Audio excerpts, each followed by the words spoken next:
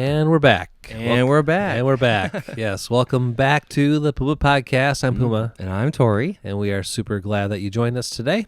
Yes. And Tory, you want to just share sort of what we're doing today? Yeah. So, guys, this is, I think, a really, really important topic, but I do want to preface this with this is going to be very adult-themed. This is a very sensitive topic, and I know that if there's, maybe a minor listening to this, or that this is, something that maybe you have some trigger with some of this content, feel free to not listen to this podcast. We're going to address it because I think it's important and the Bible addresses it. But I do want to preface this with this is a more sensitive and adult-themed podcast. Yeah, we've been talking about the heart of God and really sin. I mean, this podcast, we talk about Jesus' life and everything in between, and some of the things that the consequences of sin are pretty devastating. And I love one of the things that communicates to me that the Bible is true is it doesn't sugarcoat certain things. I mean, it calls a spade. It says sin is sin and it is evil. And sometimes the God tells us what is. He's not necessarily endorsing what's going on, but just says this is what is. This is the consequences of sin, and this is how sin sometimes is going to be lived out. The heart of God, as we've looked at it in Exodus 32, is gracious and compassionate, slow to anger, abounding in love and faithfulness. And that is really true with what we're going to look at today, that God is, it's actually God's care and provision today in the midst of a world that is full of sin. How people can be helped and even taken care of in spite of just sinful actions. So So with that being said, guys, let's dive in today's podcast.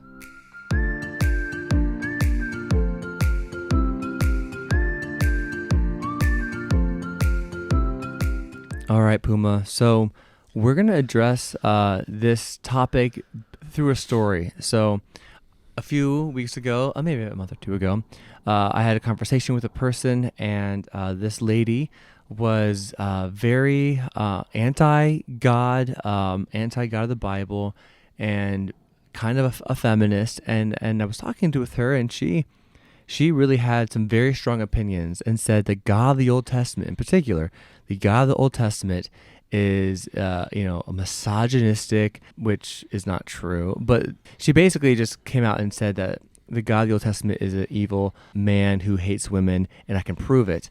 And I'm like, oh, interesting. Okay. Where do you see this? And she took me to this passage in Deuteronomy. And so we're going to address this because she's convinced that God hates women, and it's not her words, because this is God's words. So let's go to Deuteronomy 22, and we're going to look at a couple of verses here. But I'm going to start in verse 23. So Deuteronomy 22:23 says, "If a man happens to meet in a town a virgin pledged to be married, and he sleeps with her, you shall take both of them to the gate of the town and stone them to death. The young woman, because she was in a town and did not scream for help, and the man, because he violated another man's wife. You must purge the evil from among you." And then verse 25. "But if out in a country a man happens to meet a young woman pledged to be married and rapes her, only the man who has done this shall die. Do nothing to the woman, for she has committed no sin deserving of death. This case is like that of someone who attacks and murders a neighbor. For the man found the woman out in a country, and though the betrothed woman screamed, there was no one to rescue her." Now I'm going to pause there. The lady was telling me how, the fact that a woman, can't sleep with a dude, and she has to die for that. And then if a man rapes her, well, the man should obviously die. But then, there's no vindication for the woman other than the fact she lives with that the rest of her life. I mean, very, very offended by these verses. But the next two were really triggered her. But before I get to the next two, I just want to say for verse 26 and 27, I love how God even acknowledges that if a woman screams for help, like if she's actually being raped, the man dies, it assumes the woman tried to scream for help and nobody was there. The woman gets the benefit of the doubt, which is super countercultural here. Yeah, that's really not favoring the man. Right. Yeah. We're going to assume that out in the country, the woman tried and no one could help her. Therefore, don't harm her. She is the victim. So now we're going to get to the verses that really, really triggered my friend. And it's verse 28 and 29. If a man happens to meet a virgin who is not pledged to be married and rapes her, and they are discovered, the man shall pay her father 50 shekels of silver. He must marry the young woman, for he has violated her, and he can never divorce her as long as he lives. She read that to me, and she goes, Tory, right here, this is it. How can a good, loving God have this woman who gets raped? And not only does the man, 50 pieces of silver, she was like, that's like 50 days of work. That's no big deal. But the Bible commands that he marries her. She has to live with the one who harmed her in that way. How is that fair? And the Bible makes it very clear. He can never divorce her. She is stuck with a monster of a man. How can a loving God possibly, in a million years, how is that loving to the woman? It's not. God hates women. He's a misogynistic God. That's why I can't believe in Christianity. Wow. Right. That's... And then the mic drops, right? Yeah, it just... And, I feel really badly for my friend because, there's a past there and there's a lot of hurt. But even without the past, these are hard verses, Puma. Mm-hmm. This is really, really tricky. Yeah, especially reading them from our 21st century Western, egalitarian, everyone can do and think whatever they want to think, and everyone has a right to everything mindset. Mm-hmm. I can see how this would be, offensive and even hurtful. Yeah, hurtful words. And this is the thing when we read the Bible. What is God communicating, trying to say? Not how we think it should go. Reading into it, and so really, what we want to do is what is God's heart here? Is God just this? Misogynistic God? Because if he is, I don't want that God. Right, same. Yeah. Absolutely. And that doesn't square with a God who is gracious and compassionate, slow to anger, abounding in mercy and love, showing love to thousands. Yeah. So what do you think is going on here, Tory? Yeah, so after that conversation a while back, it really got me digging. Okay, because if she's right, then I'm with you, but I don't want to follow a God who just victimizes the victim, and so after studying this passage, I am more convinced than ever that God loves people, including women, equally. Right. Yeah, he loves people, and he loves... honestly, I think no one loves women more than God does. You start from Genesis chapter 1. God created man in his own image. In the image of God, he created them. Male and female, he created them. Men and women together have dignity, worth, and value. Every man and every woman. Yeah. It isn't either or. It isn't one or the other. It is both and. So God isn't for men and against women. He's not for women against men. He is for all of us. Yeah. And that's his heart in the Bible. So, so what did you discover? Yeah, so it started with some digging around this time. And again, this is right before, they're not in the promised land, Deuteronomy, they are about to enter, right? Right. This is still that situation. The last 2 weeks, we've been looking at, the nation of Israel wandering in the desert. So Deuteronomy is really before they enter the promised land, after the 40 years is coming to an end. It's kind of retelling all that has happened and giving them final instructions. Yes. Yep. And so, in part, and this is something I think that's really important to contextually, God repeatedly in Genesis, Exodus, Leviticus, Numbers, and Deuteronomy, with the beginning of Israel, he's saying, you just left Egypt and they did all kinds of evil, sick, twisted, detestable practices, and you're going into the land of Canaan where people do all kinds of sick, evil, twisted practices, and the land is vomiting these people out because of all the evil they've done. And you, my people, I do not want you to live the way they do. I don't want you to practice the things they do. I don't want you to treat people the way they treat people. You guys are going to treat people with dignity and respect. Yeah. In a world full of sin, that we all sin, we still need to treat people with dignity and respect, unlike how they treated each other in Egypt or Canaan. Yeah, no, thank you for bringing that up. Yeah, the context around the Israel at this time, you have mostly Canaanites. There were some Amorites, a few Jebusites in different places. And all of these cultures, nations were so evil. In fact, I read, not to get too graphic, but women, they had less rights. They were less than just property. In fact, if a man were to rape, a Canaanite woman and she did not satisfy him, he would have legal right to beat her to death. I mean, again, they were just so awful to women. It's disgusting. And so now you read, Deuteronomy. What are Israel's rules? What is God telling Israel how to treat women?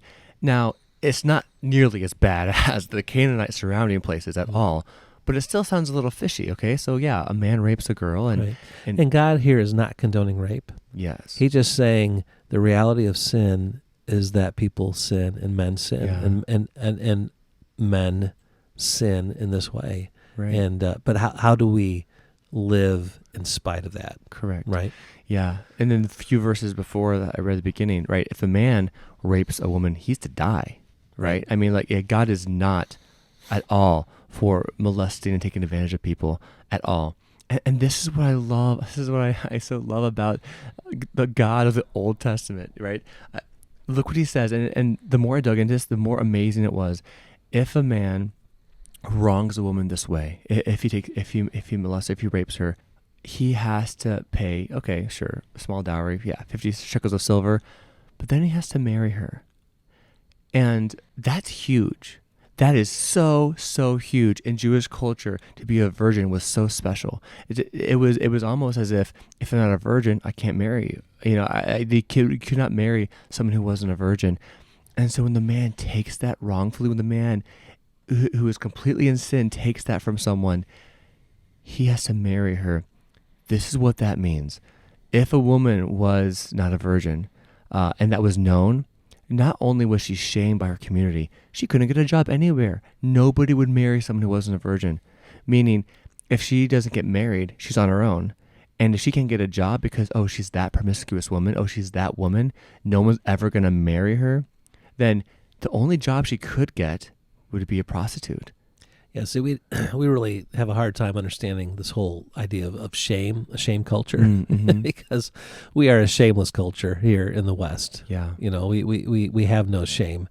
We have no sense of honor, no sense of dignity, no sense of I think the right kind of pride and respect. Yeah, we're just a disrespectful, shameless culture. But many cultures around the world still today deal with this whole shame. You do not want to dishonor the family name. You do not want to bring shame upon the family.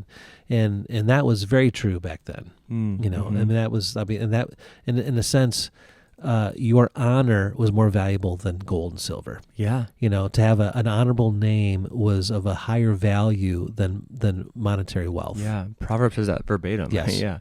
Yeah. Definitely your reputation, your character, your renown. So we're talking about the highest value in the culture was your honor and your name. So to take that from a woman is basically like taking everything from her. Yes. And that's why it's so cool. God forces the man and commands, if a dude does this wrongfully, he has to marry her, meaning not only does she get all of his honor, but he has to provide for her the rest of her life. All of his wealth, all of his income, anything he owns now is transferred to his wife. And then I love the last part too. He can never divorce her, meaning the whole community knows this. This dude did a wrong thing. He can never divorce her legally. And so who is shamed the rest of his life? Not the woman.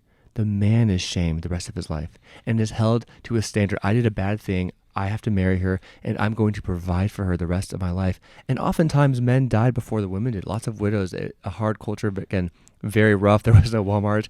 Men often died before the ladies did. And so all of his wealth would go to her and then eventually her kids. And I just thought about, wow, when God said this man who did a terrible thing, who raped this girl, bad thing, he is now responsible for the rest of his life to honor her and to help her and provide for her. And he is shamed the rest of his life by the community. I mean, and for a guy to be shamed, again, even going back to the New Testament, Jesus, right? Joseph, right? This is, Jesus, son of Joseph, right? They always the son of, they named the dad. To disgrace a man who did a bad thing and the whole community knows he did a bad thing, he can't divorce his girl, the punishment was on the man. And I bet you that was worse than death. That probably stopped all the potential rapes, because what man wants to live in that disgrace the rest of his life? Right.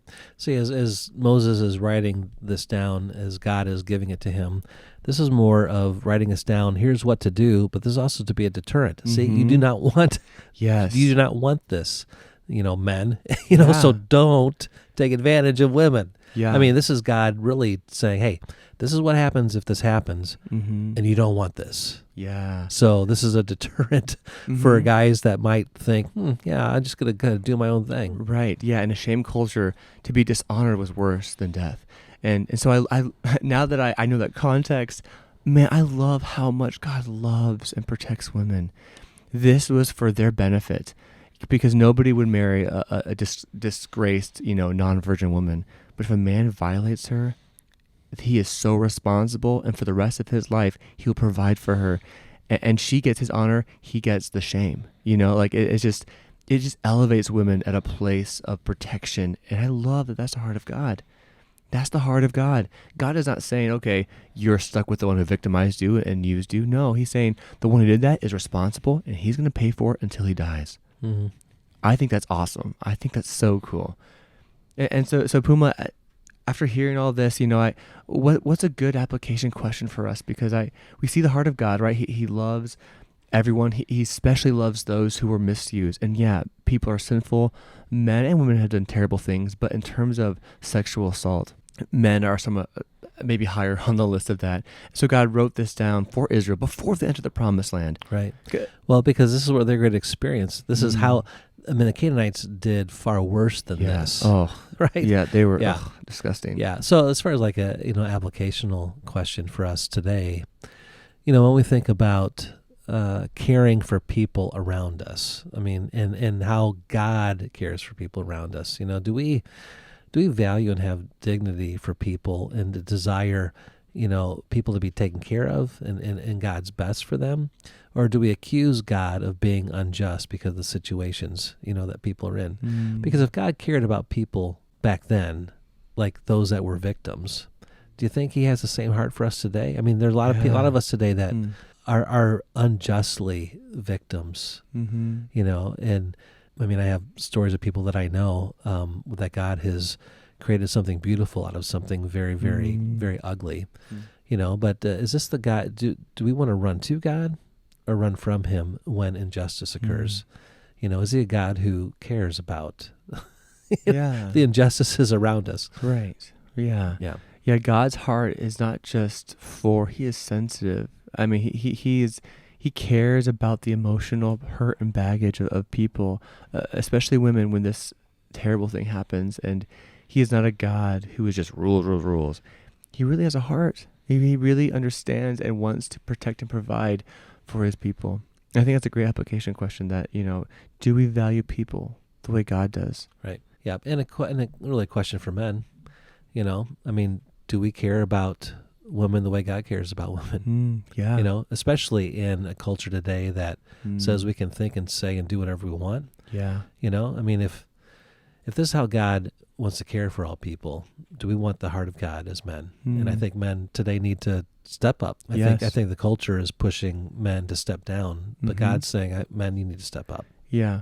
No, I agree. Yeah. It is unfortunate how often the world uses and flaunts women, and really men are the primary audience for that. And we're users. We are users of people, especially women. And God, you're right. God calls us to something higher, to see and love and cherish the heart and soul of another, especially the female mind. And we can do better. Men, let's do better. Yes, let's do better. Let's do better.